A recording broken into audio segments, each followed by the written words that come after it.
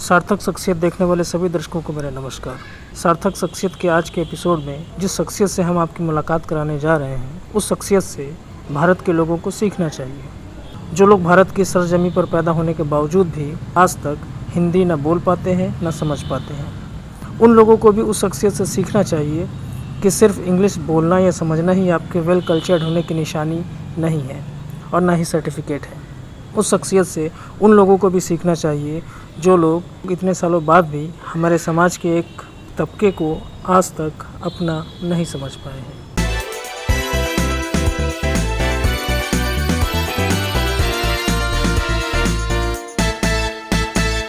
तो आइए मुलाकात करते हैं ज्वेल ली जी से।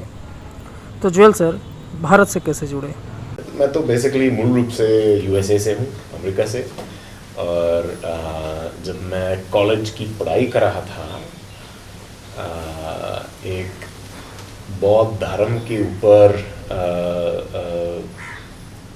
एक एकेडमिक प्रोग्राम था बोध गया बिहार में। तो उसमें मैं गया था सन 96 में और 4 महीने एक सेमेस्टर का कोर्स किया था, बुद्धिज़्म का कोर्स बोध गया बिहार में। तो वहाँ से सिलसिला शुरू हुआ। वहाँ जाके हिंदी सीखने लगा और यहाँ के लोगों से मिलने लगा और यहाँ के माहौल से, संस्कृति से, इतिहास से, ज़ुबान से एक तरह का ख़ास लगाव हो गया, चस्का लग गया। और फिर मुझे लगा कि मुझे बार बार आना है। जैसे उमराव जान का गाना है, इन दीवारों दर से आपको आना है बार बार। भारत की ऐसी वो कौन सी चीज़ थी जिसने भारत की दरों दीवार देखने के लिए आपको बार बार भारत आने के लिए मजबूर किया? लोग दोस्ती। देखिए, बहुत कुछ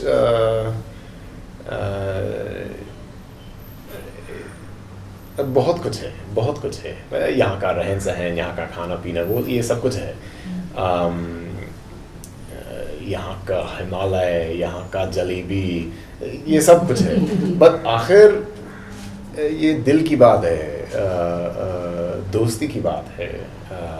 जब आप कहीं भी जाइए दुनिया में, जब किसी से मिलेंगे और दोस्ती पक जाएगी तो फिर आपको आना ही है।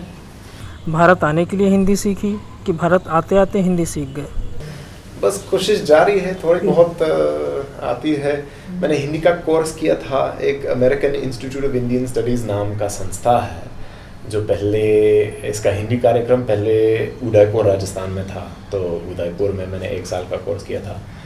और फिर उसका एक अंग है लखनऊ में, जहाँ उर्दू पढ़ाई जाती है। मैंने उसका समर कोर्स किया था उस तरह से। और कुछ जब मैं अपना पीएचडी कर रहा था कोलंबिया यूनिवर्सिटी से, वहाँ पे भी उर्दू हिंदी साहित्य के कोर्स में था। तो उस तरह से, और लोगों से बात करते करते, फिल्म देखते देखते थोड़ा बहुत समझने लगा। हमने ये सुना है कि आपने कुछ बॉलीवुड फिल्मों में भी काम किया है। खुशकिस्मती है कि हाँ, 1-2 फिल्म में छोटा मोटा काम करने का मौका मिला। और कुछ बहुत अच्छे कलाकार के साथ काम करने का मौका मिला। तो जैसे सन 2005 में, 4-5 में ये मंगल पांडे नाम की फिल्म की शूटिंग हो रही थी। केतन मेहता साहब ने निर्देशन किया और आमिर खान साहब तो थे ही हीरो। तो उसमें मैंने काम किया था, अंग्रेज ऑफिसरों में से मैं एक था। और उसकी शूटिंग कुछ पूना में हुई, कुछ ताजिकिस्तान में हुई, कुछ दिल्ली के पास पटौदी में हुई। तो काफ़ी महीनों तक उस फिल्म के साथ था। फिर उसके बाद धर्म नाम की एक फिल्म है जिसमें पंकज कपूर है मुख्य किरदार में। उसमें भी मौका मिला काम करने का। उस तरह से 2-3 छोटी मोटी फिल्म। तो क्या हिंदी फिल्मों में काम करने की वजह से उर्दू सीखी या कोई और वजह थी? उर्दू यहाँ पे पैदा हुई और इन इंडिया में रहकर, ख़ासतौर से दिल्ली में रहकर, लखनऊ में रहकर और उर्दू न सीखना तो बेकार की बात है। और वैसे तो अगर आप भाषा विज्ञान में देखेंगे तो हिंदी और उर्दू मूल रूप से एक ही ज़ुबान है, बस लिपि अलग है, लेकिन व्याकरण वगैरह वो सब लगभग बराबर है। तो आम के आम गुठलियों के दाम। अगर आप हिंदी सीख ही रहे हैं तो उर्दू लिपि सीख के आप 2 भाषा क्यों नहीं सीखें, ये हो गया। और वैसे तो गालिब, मीर तकी मीर, फैज़ अहमद फैज़, साहिल लुधियानवी जैसे शायर पढ़ने के लिए उर्दू सीखना ही चाहिए। स्टूडेंट, कलाकार, शायर, सोशल वर्कर, क्या इसके अलावा भी आप कुछ और करते हैं? मैं पढ़ाता हूँ एक छोटे से कॉलेज में मैसाचुसेट्स में, इसका नाम है विलियम्स कॉलेज, और मेरा विषय है सामाजिक मानव विज्ञान या मरदूम शनासी उर्दू में, सोशल एंथ्रोपोलॉजी। आपने अपने पीएचडी का सब्जेक्ट दलित ही क्यों चुना? जी, जब मैं अपना पीएचडी थीसिस का शोध करने के लिए आया था तब तो कई साल से मैं दलित मानवाधिकार के आंदोलन से जुड़ा हुआ था, अभी भी जुड़ा हुआ हूँ। तो उस काम के सिलसिले में मुझे लगा, और कई लोगों ने समाज के अंदर, कई लोगों ने बताया भी था कि देखिए जो समाज का वो हिस्सा जो काफ़ी हद तक सफाई पेशे से जुड़े हुए हैं, हमारा सामाजिक इतिहास पर काम किया जाना चाहिए। बहुत कुछ है जो इतिहास में एक हद तक पर्दे के पीछे है, जिस पर काम किया जाना चाहिए, जिसका पर्दाफाश होना चाहिए। तो उन्होंने मुझे रास्ता दिखाया कि इस विषय पर काम किया जाए। ख़ास तौर से एक बाबा साहेब अम्बेडकर से प्रेरित और नज़दीक एक भगवान दास जी नाम के विद्वान रहे, और मेरी खुशकिस्मती है, सौभाग्यता है कि उनके देहांत से पहले हम उनसे मिले और उनका इंटरव्यू भी लिया, उनकी किताबें और लेख वगैरह पढ़ लिया, और उन्हीं लेखों से मुझे ये विषय मिला कि ख़ासतौर से वाल्मीकि समाज जो है, वाल्मीकि समाज का सामाजिक इतिहास क्या है। तो इसके लिए तो आपको दलित लिटरेचर की काफ़ी डीपली स्टडी करनी पड़ी होगी। ओम प्रकाश वाल्मीकि जैसे बेमिसाल लेखक और सूरजपाल चौहान जी और तमाम सारे लेखक के उपन्यास और कहानियाँ और आत्मकथाएँ पढ़ लिया हूँ, और बहुत कुछ प्राप्त हुआ, बहुत कुछ ज्ञान प्राप्त। तो हम पढ़ते रहते हैं। दरअसल एक अभी हम एक प्रोजेक्ट में दलित साहित्य पर ही हम कुछ हिंदी से अंग्रेज़ी में अनुवाद कर रहे हैं, ओम प्रकाश वाल्मीकि साहब के और जयप्रकाश कर्दन साहब के, और कौशल्या बैसंत्री जिनकी आत्मकथा पहली हिंदी में दलित महिला द्वारा लिखी गई आत्मकथा है, दोहरा अभिशाप, उसका एक हिस्सा हम अनुवाद कर रहे हैं। तो ये भी है। अपनी पीएचडी के दौरान आपको जो अनुभव मिले वो ज़रा दर्शकों से शेयर करिए। बहुत बढ़िया अनुभव रहा, बहुत लोगों की मेहमान नवाजी का कोई जवाब नहीं है। हम हमेशा के लिए आभारी हैं, शुक्रगुजार हैं कि लोगों ने मुझे स्वीकार किया और अपने घर में ले आए, और लोगों के साथ रहने का मौका मिला, और लोगों ने कितना शेयर किया, कितना बताया, कितना अपने अनुभव को लेकर, अपने इतिहास को लेकर, अपने, और ख़ासतौर से जो बड़े बुज़ुर्ग लोग हैं समाज में, उन्होंने क्या क्या बताया है, उन्होंने क्या क्या देखा है अपनी ज़िंदगी में और कैसे कैसे बदलाव हुआ, सब कुछ बता दिया, जो जिससे मुझे बहुत कुछ मिला और बहुत कुछ सीखा जो मैं नहीं जानता था और जो किताबों में नहीं मिलता है। क्या ये सच है कि अपनी पीएचडी के दौरान आपने खुद गटर में उतरकर गंदगी साफ की है? शोध, ख़ासतौर से एंथ्रोपोलॉजी में शोध का मतलब है कि पूरी तरह से, जहाँ तक हो सके पूरी तरह से समझना कि क्या क्या हो रहा है। और जहाँ तक जाति व्यवस्था का एक असर ये है कि कुछ लोगों को कुछ ख़ास काम से जुड़े जाते हैं, जबकि ऐसा नहीं होना चाहिए, लेकिन ऐसा है। तो जहाँ तक कुछ ही लोगों को सदियों से सफाई का काम दिलाए गए हैं। दलित समाज से आप क्या कहना चाहेंगे? बाबा साहेब अम्बेडकर अब पूरी दुनिया में एक मिसाल के तौर पर दिखाई दे रहे हैं। अब पूरी दुनिया में लोग जानने लगे हैं उनके बारे में और उनसे प्रेरणा लेने लगे हैं। और जैसे यूएस में अभी बहुत ज़्यादा नाइंसाफ़ी हो रही है और बहुत ज़्यादा नस्ल को लेकर नस्लवाद जो हो रहा है, रेसिज्म जो हो रहा है, इसकी लहर में लोग देख रहे हैं कि बाकी दुनिया में लोग कैसे संघर्ष कर रहे हैं इन चीज़ों के खिलाफ। और लोग देख रहे हैं कि बाबा साहब अम्बेडकर भी है, एक कोई है जो जिनसे हम प्रेरणा ले सकते हैं कि कैसे संघर्ष करें इन तमाम चीज़ों के खिलाफ।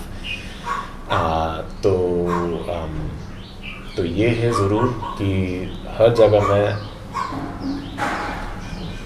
जो मानवाधिकार का संघर्ष, वो सब कहीं ना कहीं जुड़े हुए हैं और सब लोग साथ साथ मिलकर काम करना चाहिए। दलित समाज को अपने आप को अपग्रेड करने के लिए वो कौन से स्टेप्स हैं जो उसे तुरंत उठा लेने चाहिए? ज़मीनी स्तर पे जो संघर्ष चल रहा है, जो जदोजहद लोग कर रहे हैं, वो सब होना चाहिए और हो रहा है। बदलाव लाना बड़ा मुश्किल है, शायद इससे ज़्यादा मुश्किल कुछ है नहीं दुनिया में सामाजिक बदलाव दिलाना, लेकिन हो रहा है। इसके बावजूद भी हो रहा है। बस कि दुश्वार है हर काम का आसान होना, आदमी को भी मयसर नहीं इंसान होना। मुश्किल है, लेकिन फिर भी हम इंसान बन सकते हैं। सबके अंदर इंसान बनने का है। बस भारतीय संस्कृति की वो 3 चीज़ें कौन सी हैं जिन्हें आप प्राउडली कह सकते हैं कि वो सिर्फ भारत के ही पास है? देखिए, नंबर 1 तो मेहमान नवाजी होगी। यहाँ की संस्कृति है कि अतिथि देवो भव। और लेकिन वो लोगों का जो दिल है, जिस बड़े दिल से लोग बात करते हैं और लोगों को अपनाते हैं और स्वागत करते हैं, वो एकदम लाजवाब है। तो वो तो एक है ज़रूर। दूसरा, और ये हो सकता है कि मैं लखनऊ में रहकर आया हूँ, है ना, और हो सकता है कि ये लखनऊ की खासियत है, लेकिन और भी जगह है। लोग बड़े शायरानी तरीके से बात करते हैं और राज से रंग तक, मतलब हर जगह, हर श्रेणी में लोग शेर व शायरी करते हैं और अपनी बोलचाल के बीच बीच कुछ शेर सुना देते हैं। वो मुझे बहुत अच्छा लगता है। लोग यहाँ पे, हाँ, मतलब ज़ुबान बोलने का, बातचीत करने का एक तरीका है जो मुझे बहुत अच्छा लगता है। और तीसरा ये है कि देखिए, एक तरफ राजनीतिक स्तर पे तो एक तरह का धार्मिक कट्टरपन दिख तो रहा है और हो रहा है, मानना पड़ता है। लेकिन ज़मीनी स्तर पे अगर आप देखेंगे तो ज़्यादा से ज़्यादा लोग जो हैं वो भाईचारा ही करते हैं। और जब जैसे जैसे थोड़ी पहले मुहर्रम हो रहा था लखनऊ में, मुहर्रम, तो मैं एक जुलूस में था और इस जुलूस में हर समुदाय से लोग मौजूद थे और बड़े धूमधाम से मना रहे थे मुहर्रम। उसी तरह से मैंने देखा ईसाई चर्च में और गुरुद्वारा में और ये क्या कहते हैं सूफी दरगाह में, हर समुदाय से, हर कौम से, हर धर्म से लोग आते हैं और साथ साथ ये सब कुछ करते हैं। तो ये जो भाईचारा है हर समुदाय के बीच, जो ज़मीनी स्तर पे है, आम जनता के बीच में है, जो राजनीति की बात और ये कट्टरपन सब नज़रअंदाज करते हैं, उससे पूरी दुनिया प्रेरणा ले सकता है। आपकी जो किताब पब्लिश होने वाली है, हम जरा उसके बारे में जानना चाहेंगे। जी, बुक का नाम है deceptive majority, Hinduism, untouchability and underground religion, Cambridge university press द्वारा अभी छपने वाली है। और ये उसी विषय पर है जो हम बात कर रहे थे, सफाई कामगार समाज का सामाजिक इतिहास और वर्तमान स्थिति के ऊपर है। और इसके साथ साथ हिंदू बहुसंख्यवाद जो अब दिखाई दे रहा है, वो कैसे पैदा हुआ, कैसे बढ़ गया है, इन तमाम चीज़ों पर है। तो बेसिकली 1870 के दशक से लेकर अभी तक एक सामाजिक इतिहास लखनऊ में केंद्रित है, पर पूरे उत्तर भारत के लिए भी है। हम भारतीयों से क्या कहना चाहेंगे? गालिब का एक शेर है, इश्क ने तबीयत से ज़ीस्त का मज़ा पाया,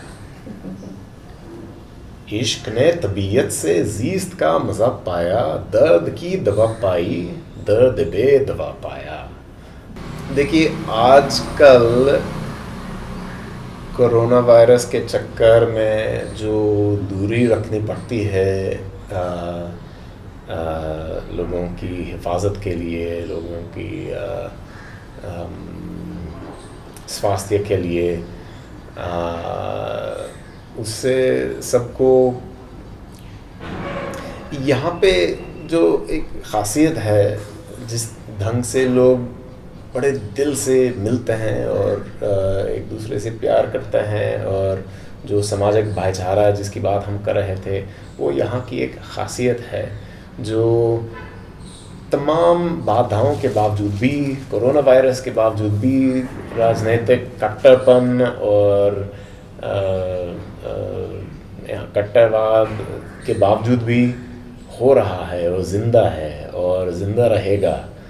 वो यहाँ की एक ख़ासियत है जो जिससे हम बहुत प्रभावित है और प्रभावित रहेंगे,